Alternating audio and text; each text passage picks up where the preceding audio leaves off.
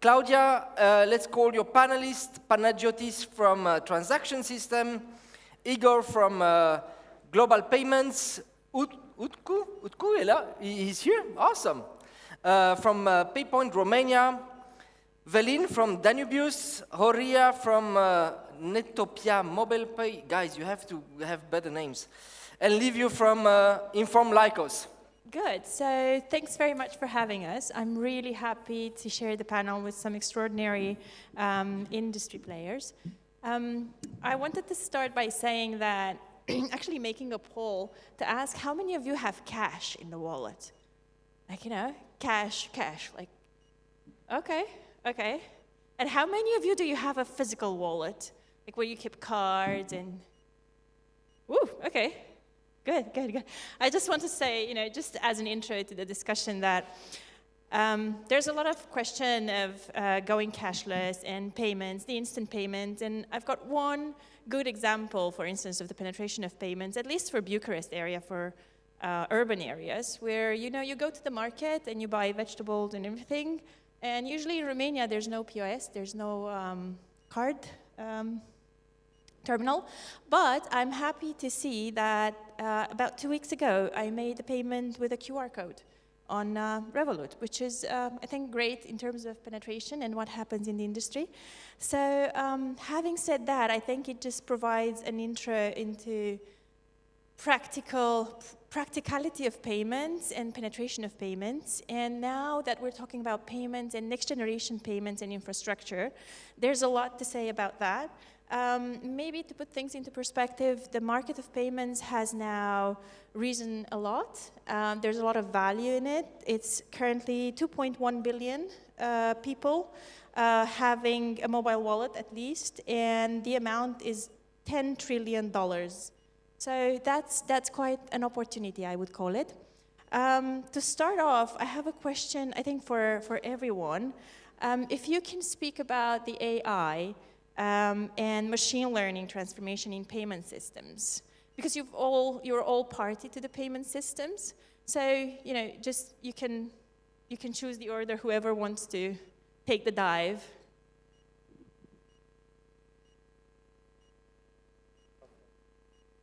We can start from the beginning. Okay.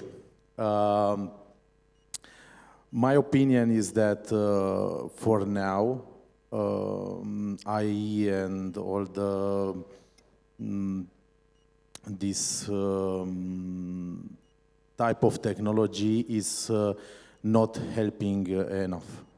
From my point of view, we are at the beginning of the new era, and where, from our point of view, from Netopia Payments point of view, right now we use AI only for different process that happen internally in our platforms.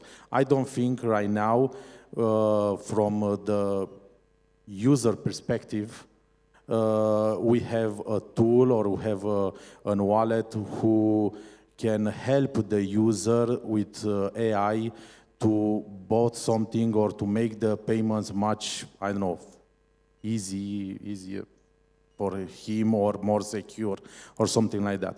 For example, at Netopia, we use AI for anti-fraud part, because also the, how to say, it's more to say hackers. They are not hackers, but we have some guys who try to penetrate our systems and also using bots and AI to do that. So we need also to use AI to Counter-Strike, exactly. But for now, from my point of view, right now in the market, for most important thing for the user is to pay very fast, easy, and I don't think that the AI changed something in this moment. For the future, of course, the things can change. So, Actually, as a banker, ex-banker, let's say, I divide banking into two, transactional banking, traditional banking. The traditional banking part has transactional part in it, but the transactional banking part, which I see that most of us, with the neo-banks, with wallets and everything, actually we are part of the transactional banking. The problem with transactional banking is that we are, as we all know, working on very, very, very small margins. I mean, that's why actually it's very difficult for all these neo-banks, transactional wallets and everything to become profitable. And doesn't matter how beautiful we make our product. Actually, there was a graphic before saying that statistically also the most important thing for the client is actually how cheap is the product. I want the best, but I would rather not pay for it. So what I believe, the immediate use of AI for companies like us, that is doing mostly transactional banking, is the fact that cutting costs. So we all know that we can show that picture of the lady who is actually selling, opening accounts with AI, and it's looking very nice for the client, for the end user, but at the end of the day, we know that we just fired 500 call center people, and our margins just got better. So this is the part that I believe the immediate use of AI would help us. On the fraud part, of course, I mean, the idea is that when I used to work in banking, when we were doing the magnetic stripe cards, they told us that, okay, now we're going to have chip cards. You will never have fraud with chip cards. It will be the end of fraud. As we know that, there is always a smarter guy than you are. I mean, that's just never-ending thing. It's a vicious circle. Which AI help of fraud, the AI is, yes, the percentage will go less, but it will, again, be a continuous fight against fraud, because we will do something, then there will be a smarter guy who's going to undo it, and so on. And also, one more thing that I would like to add, when to launch AI, how to launch AI, coming also from a company which is more cash product-based. We are still living in a country that one of the most important currencies is a bottle of palinka when you do a trade. So we also have to know when to use AI. Thank you. Okay, I mean, fraud is obviously the one area where AI can help when talking about payments.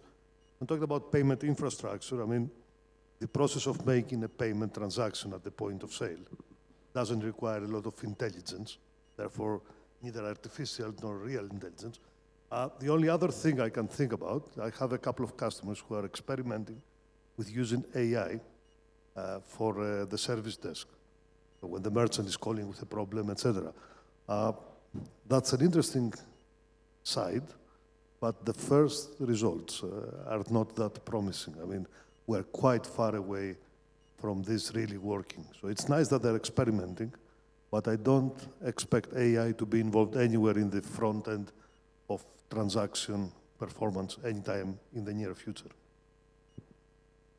Liviu, maybe on cards? Yes. So seems the AI is a subject of the day, so I don't have too many to talk about this. So we saw in the last 3 years explosion in this field, in the AI field, and for this reason our group decided to buy a company based in UK, specialized in AI, and we will try to offer the solution in the Romanian market. We saw that the banks have huge needs about detecting the fraud and money laundering, and with AI this can be possible. I will explain you very short how is the mechanism. So the AI appeared 2-3 years ago with the old version called quantitative AI, and now it's a new version, generative AI. Quantitative AI, the algorithm of quantitative AI, look in the data of the customer and make a recommendation. But if the banks change the data, the algorithm has to be retrained. So in top of the quantitative AI came generative AI, which is already trained via the internet, and they provide to the bank full solution to solve the issue. Thank you. Yeah, maybe just to add, because like with the, as colleague said, so on the fraud, we are with AI for the, I don't know, last 15 years. So like everybody's having it. If you don't have it, you are not in the industry, more or less. But how do we see AI is more like, okay, what will enable AI? Because like, will we be able to do something with it internally? There are some limited use cases, but actually it's more like, okay, how our business model can change. So a couple of colleagues mentioned like small merchants, like how we can help with the AI to the small merchants. So how we can actually enable like much more than just transaction, because currently, you know, it's like you mentioned one of the small merchants, is they can do actually a lot to make their life easier. But they don't have time. So what's our role in that? Is our role to bring them the content, like starting to be Netflixes in, let's say, in the transactional world, and telling them, okay, you can do this, you can do that, and try to use that and personalize that with AI. Is that a role? I think it's on the table. We'll see, like, actually who will go for it, because we are still having, you know, like you have European processors which are much more focused on the transaction. You have the US processors which are much more focused on the value-added services. Now, the AI, it will not help much in the transactional banking, but it will help a lot in value-added services and pushing that to the merchants. So again, it's like, is Europe really prepared for the AI? Like, not really. But this will be one of the challenges that will really have to help not only our companies, but also our clients. Thank you. I like that part with Netflix platform. I think it's a very nice analogy when we talk, especially because when we talk about payment infrastructure and next generation payment infrastructure. So maybe that leads me to one question to you addressed specifically. So what would you consider for merchants? What would be their decisive points when choosing? You know, when choosing the gate, like the gateway. The whole thing is, and it's always an interesting to come back to Romania. So like I was living here for 4 years, 2007, 2011, to understand the market. We're pretty similar. Yes, and I understand like what the people are trying to do, and it's always very interesting, this fight between like low price and value. If you cannot offer anything else, then the price will have to be low, because there's no other way how you will win the market. But the value, if you are providing value, you will always find buyers. And this is a thing for me, is like now taking this, like being a Netflix of things for the merchant, not only payments, but anything, if it's tax related, if it's, I don't know, accounting related. You take the small merchant is, like, you know, we always think like, okay, the small merchant has all of the resources of this world. Does not. It's like, it's usually five people company, 3 to 5. And then you compare them to, let's say, Carrefour. Carrefour has most probably 200 people just in accounting. And then you try to, okay, and how this small company will compete with Carrefour? Is like, they can compete with having the loyal customers, but they will never be the cheapest. They need to go for the value. Now, if they will focus with their providers on the price, then the whole mental model moves from, okay, I'm going for the value, I'm going for the price, and actually destroying themselves because they mentally like press themselves into the same model as Carrefour, and they cannot compete against them. So it's really value, value, value. That's for me everything. How can I help you increase the value of your business? That's for me the key. Is there somebody, you know, if there was a discussion on 2 panels before, is there somebody who is really doing it good currently? No. A Carrefour for payments. But no, and I mean, we had a panel last year on payments orchestration, and we saw, you know, there's a huge chain in between. So when you talk about a payment, it's not just, you know, putting your card there. So there's a lot of chains in between. So I think we're going to talk about fragmentation earlier. Sorry, you want to say something? Unfortunately, price is the most is the key, unfortunately. We have more than 25,000 online merchants that process through us, also Carrefour. And what I can tell you, even for Carrefour, the price is the most important thing. Unfortunately, yeah, we try every time to come with different features, different, I don't know, updates to bring more value, to bring better user experience and so on. But until the decision maker is the CFO, it doesn't matter what technology you bring or what feature did you put over there if you don't have the best price in the market. Unfortunately, in Romania, from our point of view that we process for online merchants, the price is the main decision maker, unfortunately. Right. Thank you. Anyone else wants to add anything? I mean, there are two parts of it. Of course, I mean, we all think that if you give better services, they will come to you and pay you more. The reality is, yes, there is a person. I mean, it's always a statistic game here. I mean, there is always a person that is willing to pay you more. But if you want to give the services to a broader base, I mean, the price is the king. I mean, we have clients in the fact they actually don't want to change you, even though you offer them many things for like 5 lei per month, 10 lei per month, and you cannot just, I don't care, I pay less. Why should I change you? Yeah, fair. Panagiotis, you're one of the leaders in payments across the CAE, at least in payment infrastructure. So we wanted to ask you, what are the challenges that you see now in implementation of the new payment methods or implementation of next generation infrastructure? Let's not say payment methods.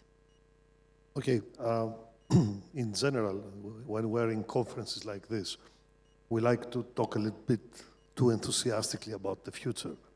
And we always make the same mistake. I mean, we always overestimate the effect of anything new, and we always underestimate the time needed. So, I mean, for the last, I don't know, 15 or more years, I've been participating in conferences like this. Every year we talk about the disruption, the new thing, the thing that will kill the terminals or kill the cards or kill the ATMs. You know what? It doesn't happen. It doesn't work that way. It will happen at some time, but it will not happen next year. So, talking about payment infrastructure, I mean, while we are talking about disruptions, over the last 4 or 5 years, we had the biggest change in the market since the EMV introduction 20 years ago. And this has been the Android terminals introduction, yeah?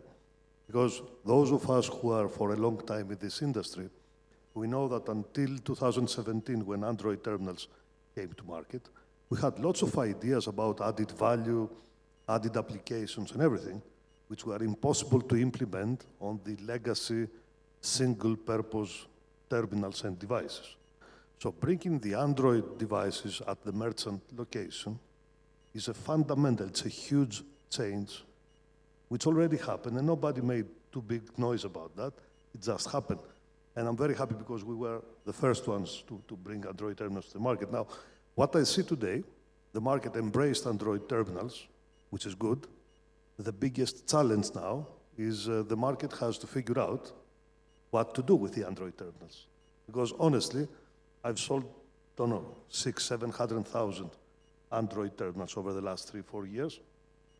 I would say, I don't have the official statistic, but 90% of these terminals are used for payment acceptance only, which is a basic failure, because if you just don't want to do payment acceptance, why do you need an Android terminal with big processors and memory and whatever? Now, having said that, I don't want to be pessimistic, but I'm saying the challenge for the market now is to figure out how to use what we already have in hands to bring more things at the point of interaction, at the point of payment. And this will be extra value for the merchants and everybody without significant added cost. So the industry has an opportunity to provide more value for the same or less cost and we have to take this opportunity. Thank you. This brings me actually to... I can, Yeah, minute. sure. 1 minute, I saw that the time is not enough. So I was in the mid-Asian country. They have a platform, governmental platform. All institution is connected to this platform, including the bank, the financial institution. And in 10 minutes, you can sell your apartment or your car. So everything is connected. The fiscal authority give you the certificate. The bank give the money to the buyer, and everything is done in 10 minutes. So maybe this is a new infrastructure. Thank you. So I think, could this give me the ball to actually roll the ball to you, because Paypoint is doing both physical and digital. So just maybe building in on what Panagiotis said, that there's, with the ATMs, there's a lot that can be done, but it's not done, and a lot of it is still to be made, and there's an opportunity there. How would you see that from your perspective and from the business that you're currently running? Understand? Sorry? No, don't that understand. was for Utku. Well, I mean, basically, in our group of companies, we segmented the market in 2 different ways, because, I mean, in one of them, we have 24Pay. Basically, it's our online wallet, and we call it a one-stop shop. And our whole idea is behind is that let's create convenience for our clients. So with my app, basically, you can stay and buy transportation, pay your bills, do your parking, and everything like that. On the other hand, we have Paypoint, where again we are creating for our clients and for the merchants a one-stop shop. Basically, we have our POSs that you can go to a merchant, you can do all your shopping on our 26,000 locations, and you can also pay your bills. You can even send your packages, receive your packages. So the whole idea that we tried to create for merchants and the clients was the convenience. So this is how we actually were able to penetrate the market with all the competition around. Okay, so you say a mix of the two is actually the successful. Yeah, actually. At this point in time. At this point, because if you think about it, for both products, the clients are totally different. I mean, we are not having almost at all overlapping clients. One of them is like the type of, the big cities, they use a lot wallets, digital, especially young people or corporations, employees of the corporates. The other one is more, day to day, who likes to go to shops, and who uses a lot of cash, because still a lot of part of our payments are through cash. So, we still like cash. Cash is the king for us. Even though I fought actually all my career against cash. So I'm in the finance sector for 25 years. So I gave up. So cash is the king. I mean, yeah. Okay, although we see people actually, I think the poll was like half of people having cash, physical cash. Or my honest opinion as an individual is the fact that, of course, I mean, everything digital is important, everything online is important, but cash shouldn't disappear. The percentage of usage we can discuss. I mean, of course, shouldn't be 60%, maybe, but 30%, 40%, we don't know. But when we say that Romania is very high cash usage, not a bad thing, actually. Germany is also very high cash usage. Austria is also very cash usage. I mean, we shouldn't compare ourselves with countries that are not using cash. In some of the countries, for example, that got rid of cash, they had to come back to it because people asked for it. Also in Romania, we tried to do it last year, and you saw that everybody went out on the streets because it's important. Also US, cash is the king. You can buy a house with cash, and nobody will say anything. Also in online, we have more than half of the payments are made with cash on delivery. So this gives us a great opportunity for guys like us over here. So Horia, it's good that you actually took the mic because I had a question for you. I meant to ask, how do you see moving forward, mobile phone payments or smartphone payments advancing, evolving? Like if you would look ahead, also from a business perspective, because you're basically running one which is based on mobiles.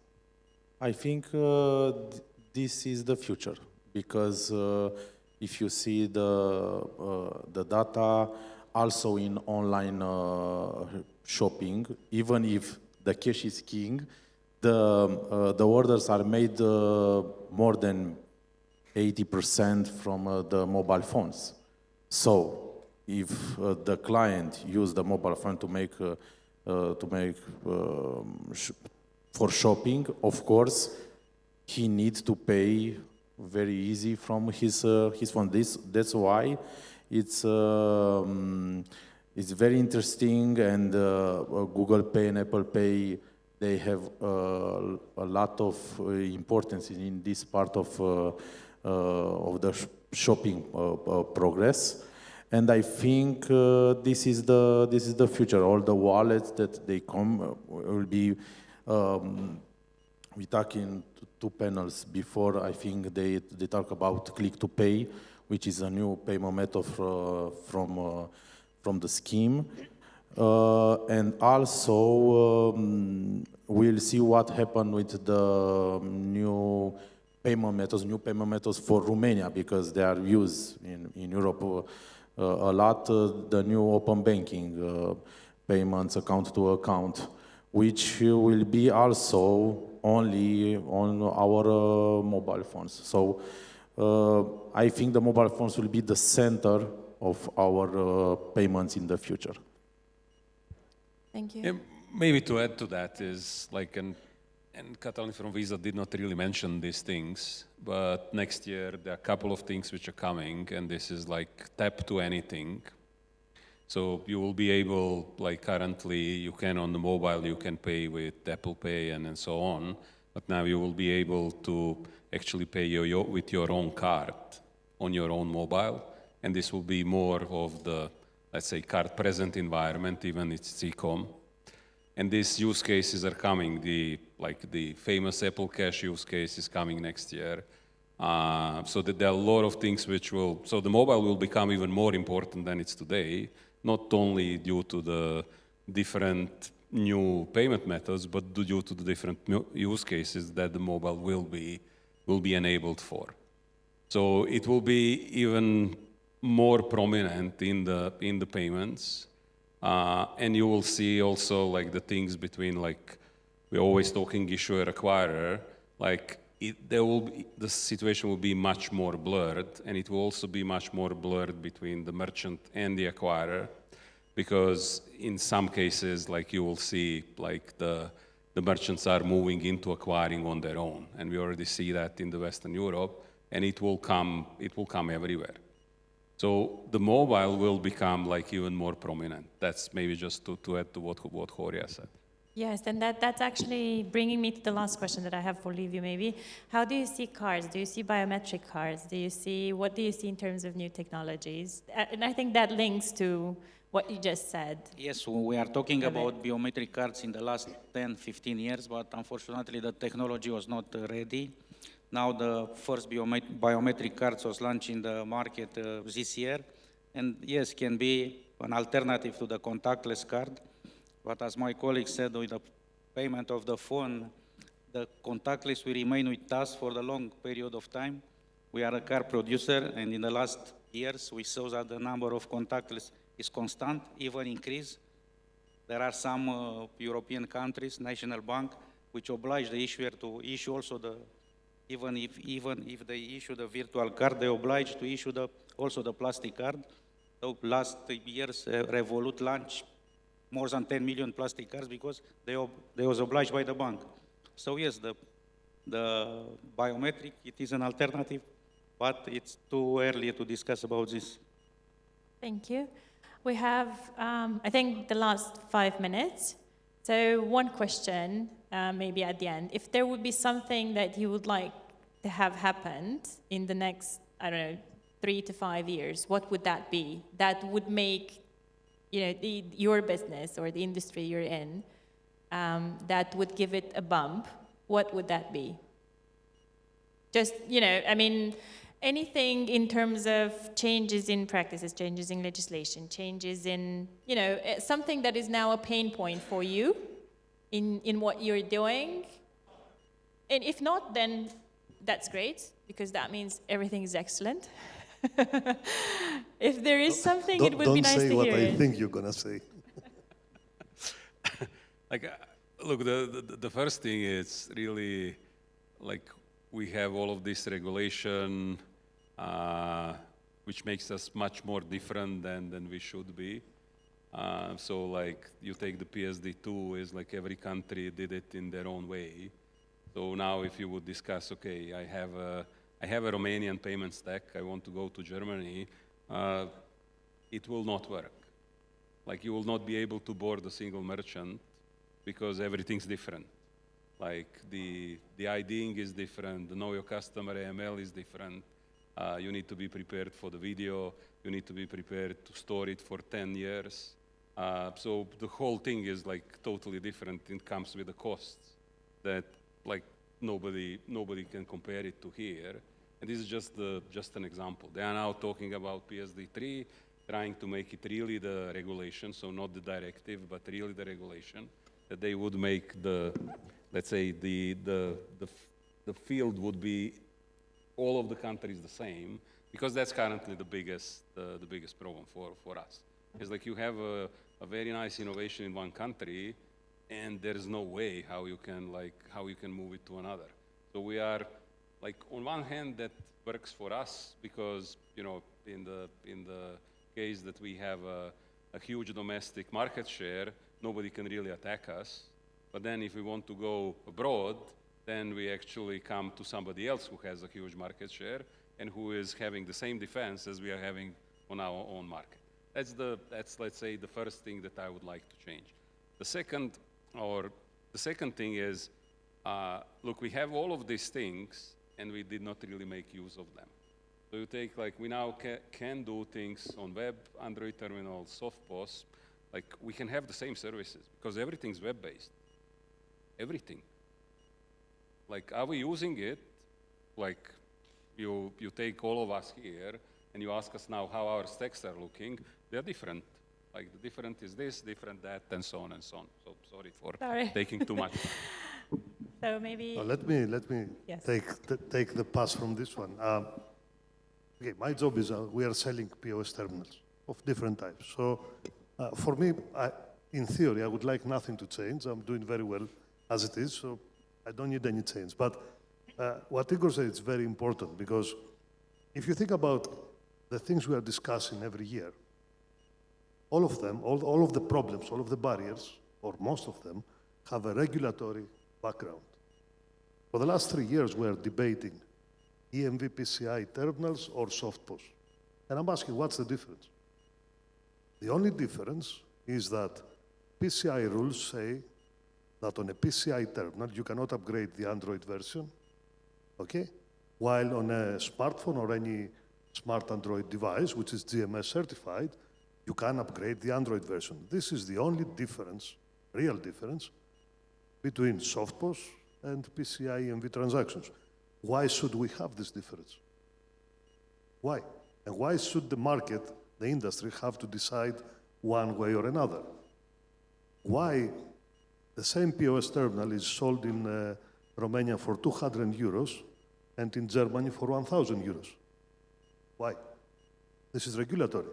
This is Girocard related, etc. So we are all very, let's say, grateful to the schemes, to PCI, etc., for trying to put some order in our industry. But at the end, today, some of the provisions are outdated. They need to be, we need to think about them again, especially when it comes to devices, operating systems, and types of applications. Because in my view, the future of payment infrastructure, which is the title of this session, the only thing which we can all agree on, I hope, is that no matter what happens, at the merchant location, there's always going to be some kind of device where people will pay. I think we all agree that the SoftPOS being only on smartphones is not changing where the market is going. When we go in a shop, we need to have some kind of device. And whether this device is SoftPOS, PCI, which version of Android, etc., this is for us technical people to decide. This should not be a fundamental topic in the market.